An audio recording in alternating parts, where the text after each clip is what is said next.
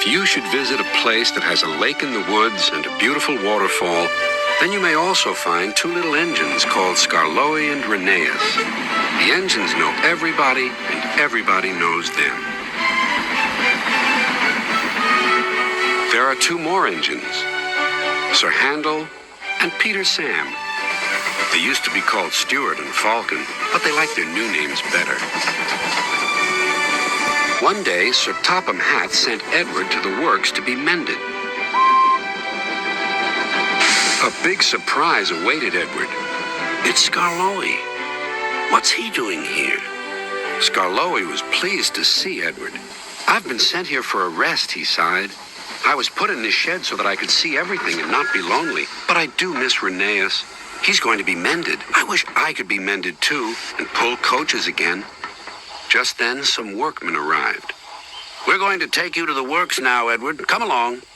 Goodbye, Skarloey. Your railway's a lovely line. Oh, it is, it is. You've cheered me up, Edward. Goodbye.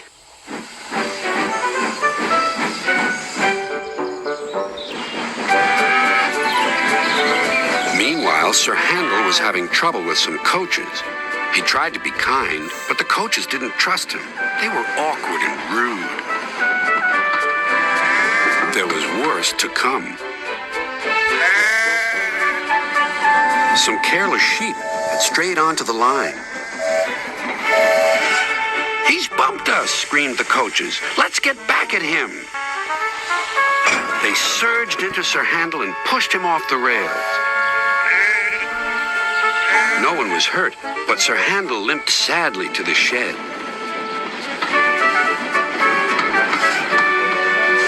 No more work for you today, said his driver.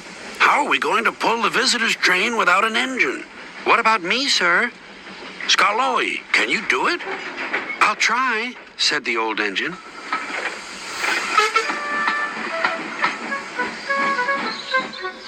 The coaches stood at the platform. I'm ashamed of you, scolded Skarloey. You might have hurt your passengers. The coaches quivered. We're sorry, Skarloey. The conductor blew the whistle, and their journey began.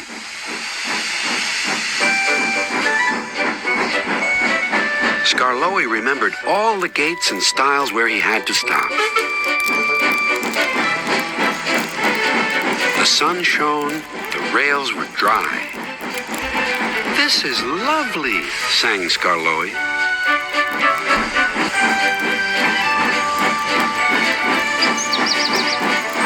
Presently, the line grew steep. Skarloey felt short of steam. Take your time, soothed his driver.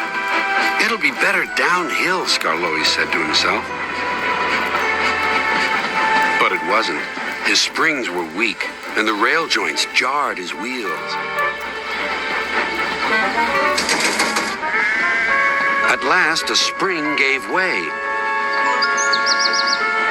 I feel all crooked, cried Skarloey. We'll need a bus now for our passengers, sighed his driver. No, pleaded Skarloey. I'll get them to the station or burst. James was waiting at the platform. Clanging and clanking, Skarloey steamed in. I'll do it. I'll do it. I've done it.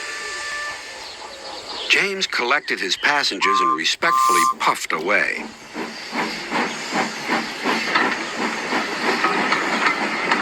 Everyone was pleased with Skarloey, but he was still worried. Old engines can't pull trains like the young ones can. They can if they're mended, Old Faithful, smiled his driver. And that's what's going to happen to you. You deserve it.